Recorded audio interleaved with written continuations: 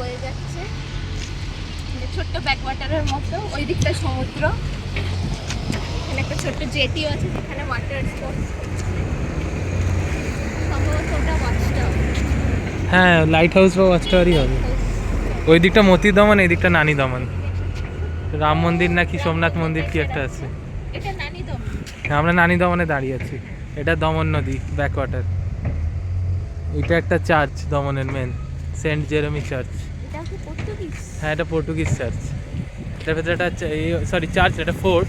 ফোর্টের ভেতরে একটা ছোট চার্চ আছে। এটা ফোর্টের বাউন্ডারি। এটা মন্দির।